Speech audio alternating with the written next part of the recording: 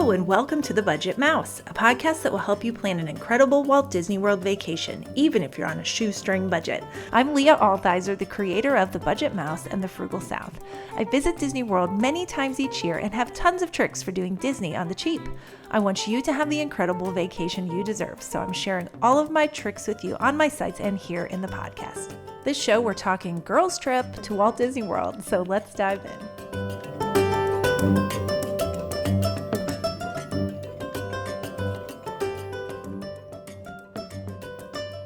Hello again and welcome to episode 77. I had the pleasure of going to Walt Disney World with a good friend of mine a few weeks ago, and she agreed to come on the podcast to talk about our girls' trip. And her name is Kelly Shea. She happens to be another blogger.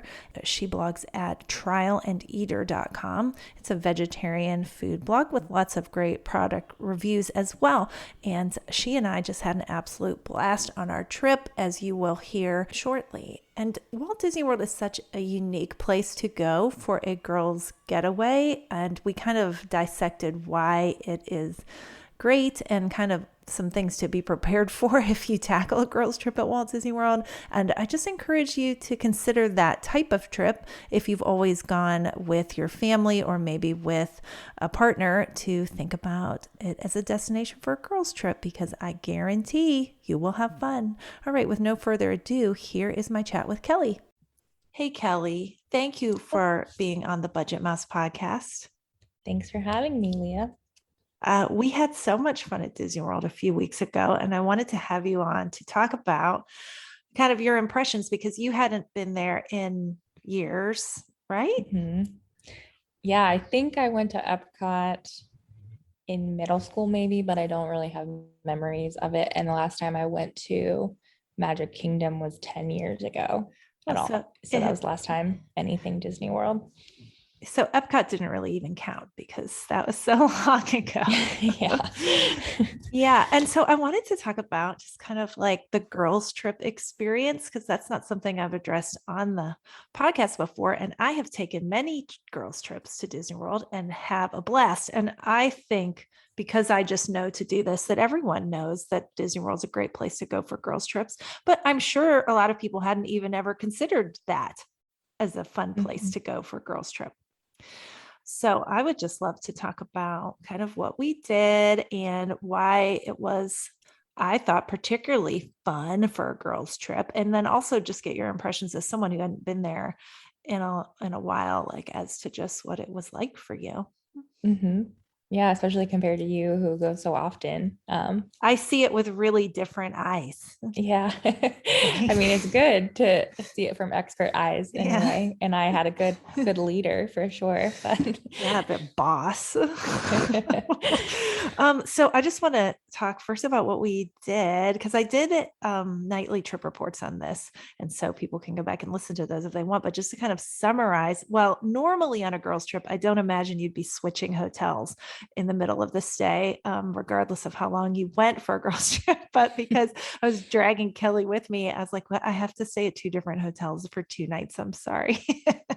And I've definitely done that before. It's not, I think, especially if you're going for a short trip and you have limited luggage and don't have a whole family to worry about, it's probably actually easier to do that for a girls' trip than any other kind of trip, because you can just pack lightly and not have to worry about it.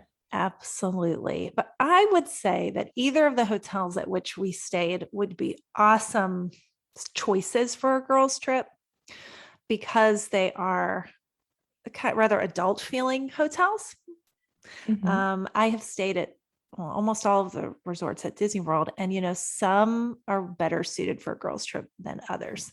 I wouldn't stay at like Art of Animation or like one of the All-Star resorts, which we did. I considered staying at one of the All-Stars resorts, and then I came to my senses and I'm like, why would we do that? We don't want to do that. We want to stay like at a nice place.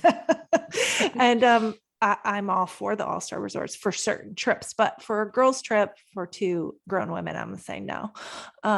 So we stayed at Animal Kingdom Lodge, which is my favorite resort. And then we also got the chance to stay at Riviera Resort, which is the newest resort at Disney World. So what were your impressions of the hotels? I would love to hear. Yeah, Animal Kingdom was super cool.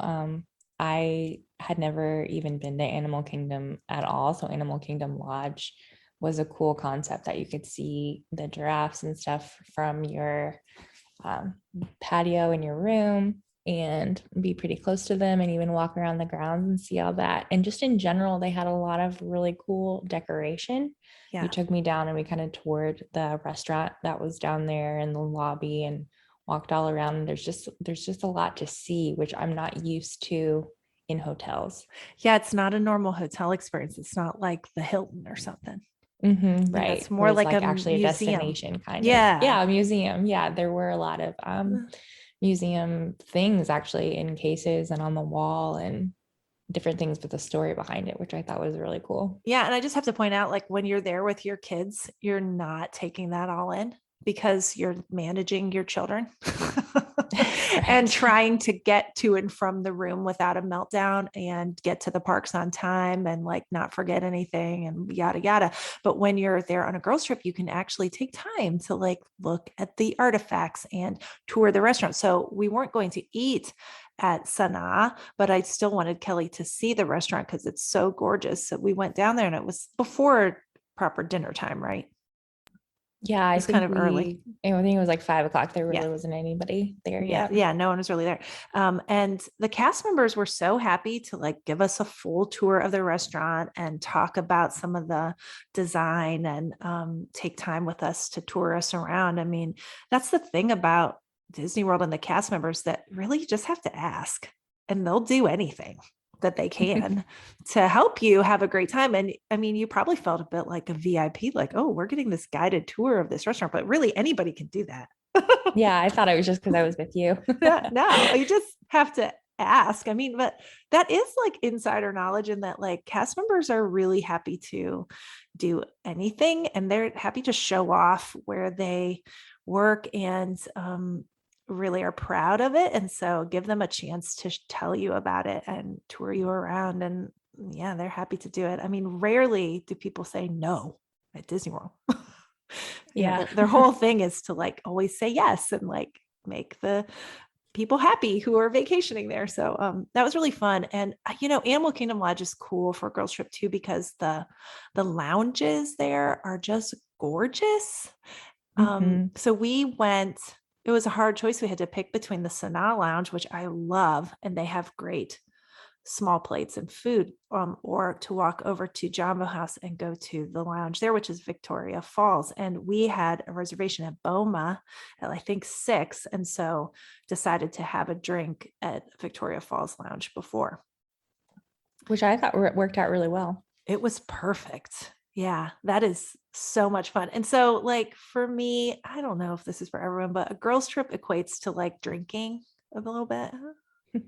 Well, at least having the option. Having the option. I mean, not to the point of I was never drunk, but like I want to have a cocktail and have adult interaction. And because you didn't have other human beings that you were responsible for to look after if you had children. Oh, girl, so fun. So tell them about the drink that you had. Oh gosh, what was it called? I don't remember. I would have to look at my receipts or my pictures, which I don't have that in front of me, but it was something that had one of those lights in it, a lotus flower light. Yeah, globe cube. Globe cube. Okay. Yeah. And there are a few drinks on the menu that have that, and they actually color coordinate it to the drink. I don't think I put one on the blog post that I put up there, but I should. And was yours like purple? Yeah, it was like purple. I think the light was purple and the drink was purple. Yeah. There was a blue one too that you said you had in the past. That was like you had. I know. I remember what you had. The something star. Something star. I don't remember. Anyway, well, I'll find it. I'll find out. I'll have to look it up. But it was a really fun drink and made for some fun pictures. Oh, it was really fun. And yes, lots of great photo opportunities. And how fun was it to just sit there? It's neat because Victoria Falls Lounge like looks down into Boma. So we were like looking down at the restaurant we were soon to eat. And then we see all the food we were about to eat. Yes. And then we ate at Boma. And what did you think of that place? That was really cool. You had told me it was your favorite place. Yeah. And all I knew about it going in was that it was buffet style. And I'm vegetarian, so sometimes buffet style doesn't always work for me because they could be heavy on the meats or just people want to get their money's worth. So they might load it up on things that people feel like they're getting a better value for, meaning main dishes and meats and things like that. So I was really impressed with how many vegetarian options they had, and even vegan. Yes, so many. And they had the signs that had a little like green leaf, I think it was, to indicate if it was plant-based or vegan. I was surprised that they didn't label what was vegetarian, because there were some things that just had cheese in it, which I could have, but I didn't know if maybe there was bacon hidden in there or something, that because sometimes they put bacon in vegetables. You don't always know. Yeah, totally. It's not always as obvious what is vegetarian. So I would have liked for them to be able to label that, but the staff was super helpful. And we did ask some questions if we were curious on any more information about something that wasn't clear from the signage. Yeah. And the guy had to be like, I have to go ask the chef because I don't want to tell you in case I'm wrong. So he took like 45 seconds to go back behind the scenes, ask the chef, come back out and say, yes, it is vegetarian, in fact. So tell us what was in it. Yeah. And you had said too, I read this somewhere else, that you can actually request that the chef make you something, like if you have a specific allergy or dietary request and you're not finding enough options in the 60 displays or however many there are there, that the chef will actually come out and talk to you and make you something special. Yeah, absolutely. If you had been like, I'm vegan and what entrees do you have? I think that they would have been like, the chef will make you something, because they really didn't have vegan entrees per se. There were options for sure, but it wasn't like if I were strictly plant-based, it would have been more difficult for me to be full. Totally agreed. So I mean, I thought Boma was fantastic as always, and so I'm glad you enjoyed it. So like, dining is obviously something you're going to do on a girls' trip. For most people, I would think. I mean, I recognize that some people go to Disney World and they're just like, don't care what they eat. I care a lot. And that's kind of a highlight of going to Disney World, is the food. So I guess that would be helpful to know, like, if you're choosing a place to go on a girls' trip, if food is important to you and you want lots of options, then that might be a plus for Disney World.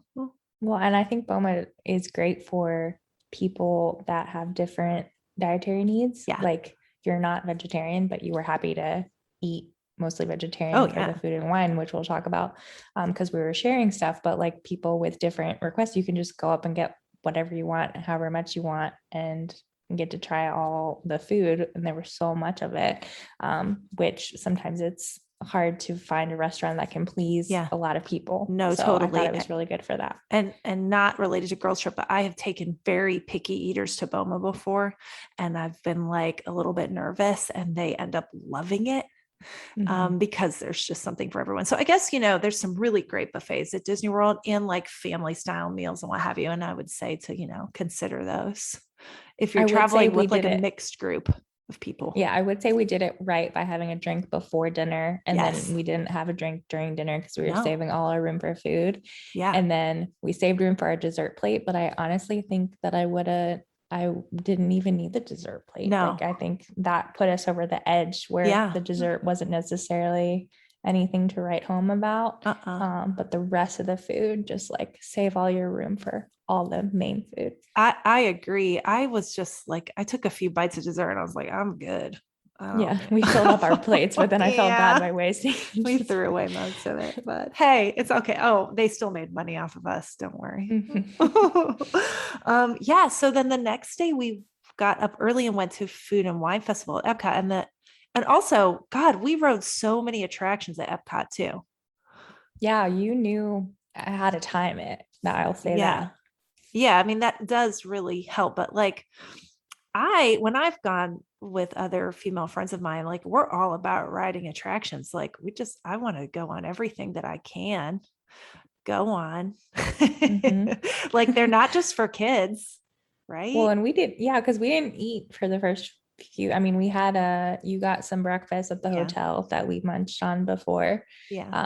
as we were walking into the park, but we didn't really eat.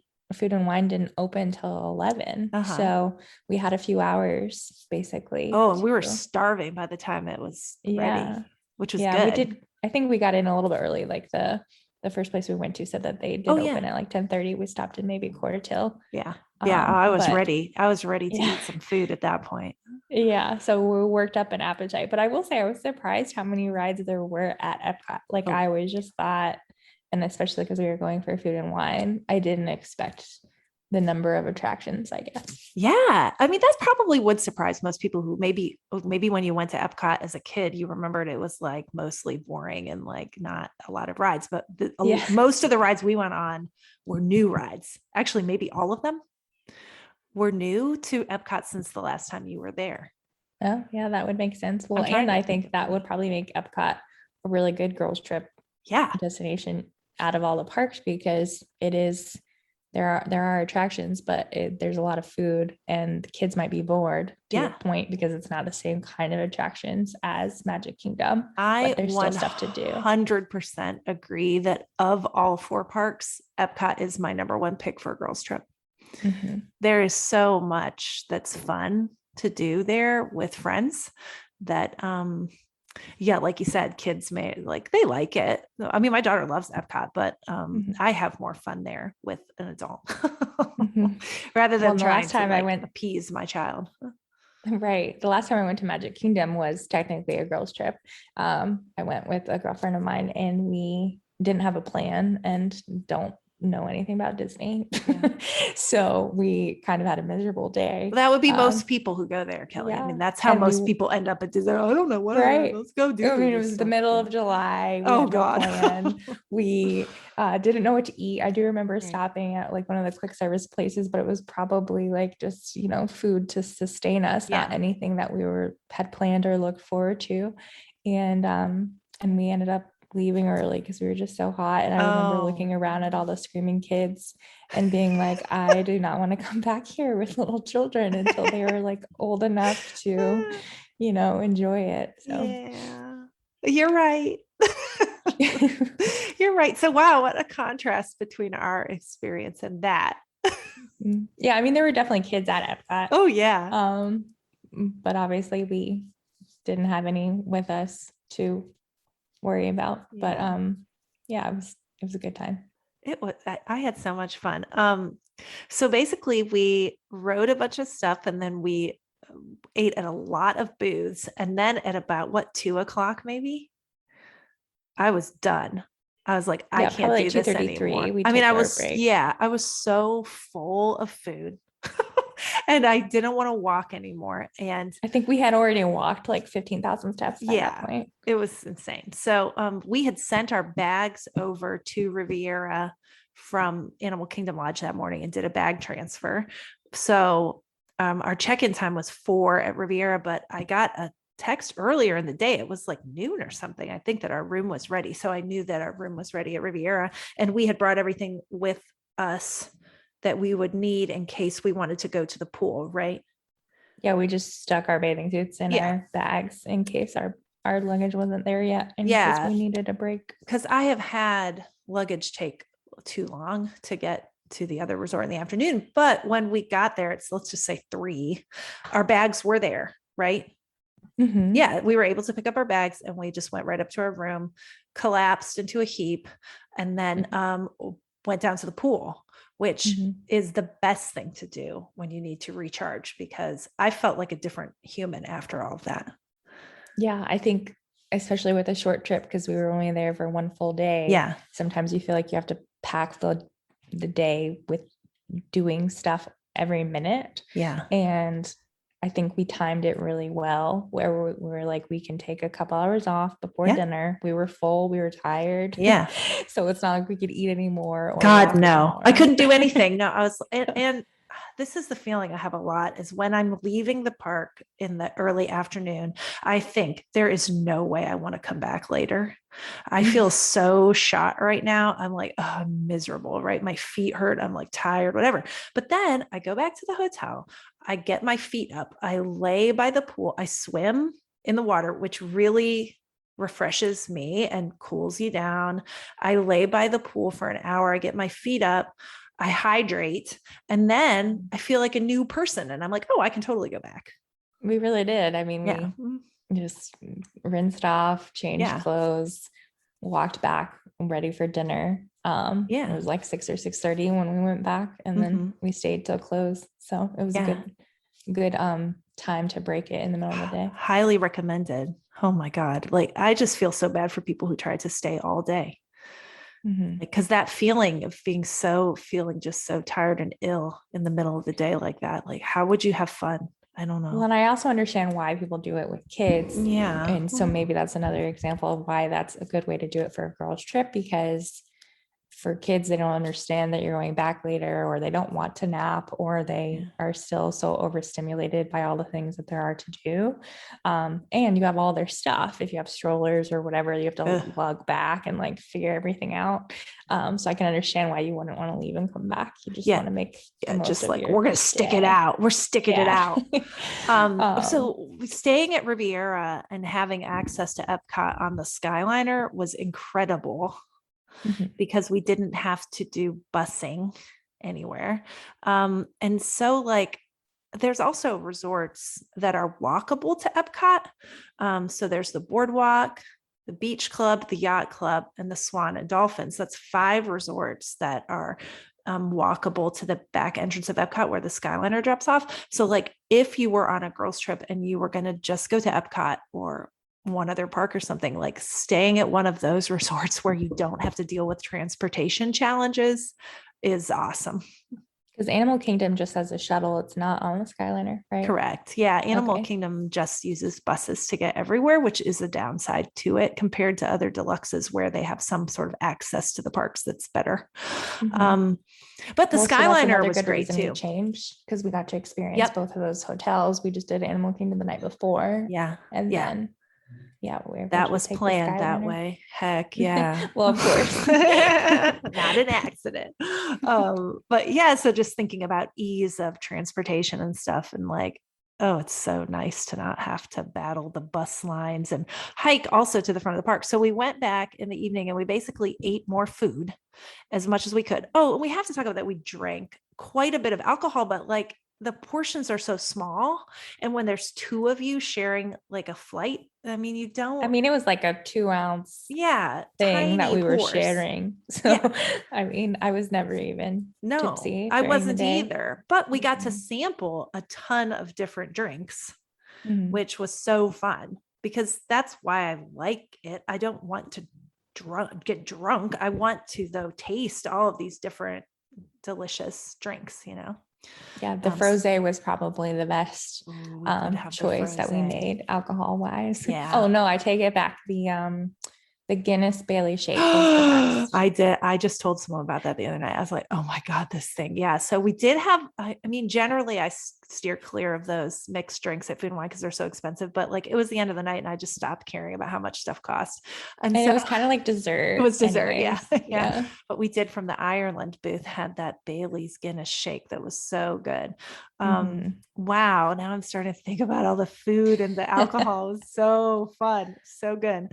Did you have a favorite food item? Food item. I think I liked the ones we got from the Morocco area. Because they had the falafels and the pistachio cake. Yeah. Those falafels were outstanding. And I think they're there even not during Food and Wine. Like they were a quick service staple place, right? Yeah, they were at Tangerine Cafe, which they converted into essentially a booth for Food and Wine because I don't think they'd ever reopened after the pandemic closing. So they just figured to reopen it as a booth for Food and Wine. And then eventually I'm sure they'll go back to a quick service place when they need it. But yeah, that was so good. I'm trying to think of what I liked the best. What was so good this year? I had to scroll through photos to remember all the things that we ate. We ate a lot. What did we have early in the day? Didn't we have the Impossible burger? The first stop we went to was the Earth Eats place, which was the vegan stop that had the Impossible slider and the chili. That was good. You did like the chili. I really yeah. liked the chili. I was going a bit crazy, but I was so hungry too. So it might have had something to do with it. Oh, and then we had crepes at the new creperie, the quick service place, which I really liked. And I updated my posts on the best quick service at Epcot, a little plug for that, which I'll link in the show notes to that post, because I have now both new restaurants at Epcot updated in that list of the best quick service dining at Epcot. And you can put the post I did in the show notes too, with all the stuff that we ate, because I have the whole list. Yeah, I'm going to give you a great intro to talk about Trial and Eater and how you're a fabulous blogger. But yes, and I will link in the show notes. It's okay. No, I'm going to just do that when I edit it, but I will put a link. Yeah, Kelly did a great post about like vegetarian, vegan stuff at Food and Wine, and had lots of great pictures and food porn, and it's so good. Yeah, I don't know about what was that mushroom tart thing we had at the American Adventure Pavilion? That was towards the end of the day, but yeah, it was mushroom. It was actually, I have the post up here. Let me see what the details are about that. So it had some sort of like sauce on it too. And it was different, it wasn't something run of the mill. That's what I appreciated too. It wasn't just like, pizza and no, God. I mean, they have that there, I'm sure. Oh yes. But, it wasn't just like average food. And I'm sure that was partly because we knew where to eat and it was Food and Wine, but it was good. It was a wild mushroom truffle tart. Oh my God. Yes. That was so good. I do love good mushrooms too. And so then we stayed for the nighttime entertainment, which is Harmonious, the new show. And I already gave my rather scathing review of it on the nightly trip report that you didn't hear, Kelly, because I did it when I got home and I was like, I mean, I didn't want to give any spoilers to it, but I just gave my opinions. I'm not going to reiterate that here. So anyway, then we went back to the hotel and crashed. And the next morning, basically just hung out at the resort and had breakfast. We sat out on the patio, and I did mobile order to go. I just ran down and picked up our breakfast at the quick service place and came up and had a leisurely breakfast on the patio and basically chilled out the resort. Oh, I went and worked out at the gym, which some people do this on vacation. Weirdos like me who want to go to the gym on vacation, but it's because I can't at home because I have my kid with me, where I can't just like, I'm going down to the gym for 30 minutes. Another plus to be child free, I guess. Yes, totally, for a girls trip. So, hey, if it interests you to like go to the gym, you can do that. And then we basically took our flight home. It was such a short trip. But like, wow, what fun. So like comparing it to any other like destinations for a girls trip, like is anything stand out for you as like that made it extra good place to go? I mean, I think there's just so much to do at Epcot that I didn't really realize too. And you can make it what you want it to be, and we kind of planned it out ahead, and you obviously knew it like the back of your hand. So I let you lead me around the whole day. But I think talking with your girlfriends about what you want to do and how you envision it going, and based on how much time you have, because we only had one full day, but we did a lot in that day and even had a couple hours at the pool. But if you were there for multiple days, just to kind of talk about what your expectations are, and because it is a more active girls trip if you want to make it. So we got like, I don't know, I think it's how many miles did we something? 8 miles? 10 miles? Let's see. It was over 20,000. So it was like 11 or 12 miles. Oh my God. That we walked. That's an active trip. Yeah. Yes. So, and we could have even been more so. So I think that would be important to just discuss expectations. That's really important to point out, is like, because other people idea of a girls trip might be like going to the beach and flopping down on a chair and just like chilling out and maybe going out to dinner. Which I also appreciate. That kind of trip at some point, but knowing what you're getting into. Very helpful good point. To know you need a good night's sleep and good walking shoes. Good shoes. Not to like overdo it too much in the morning. Cause like we were so hungry the first time we ate that day, but if I hadn't like thought about the fact that we're going to be eating a dozen more things, then I would have ate too much at the very beginning of the day. If that makes sense. No, really. I mean, like you want to be ravenous when you hit the first booth because you've got to like a lot to eat. You got to pace yourself and just like, it's important to talk with your friends about what you are doing. Cause I had just come off of a different kind of girls trip. I went on a wine trip with some friends out in Washington, which was obviously a very different trip because we just drank all day long. Didn't walk that much. No. So it's very different, but knowing what you're getting into is helpful. Totally. And like I every time I go to Disney World, go with a very childlike spirit. And so like I don't know if everyone does that. Do you know what I mean? And so I think that would be a good thing to gauge the interest in that. Like it is a place geared towards families and children, and it's lovely for that reason. But it's different than going to New Orleans per se, or Vegas, right? Yeah. Or somewhere like you that's could still do some right? of those things. Totally. Like if you talk about, I mean, there was still the bar, you still drink or still hang out at the pool all day if that's what you want to do.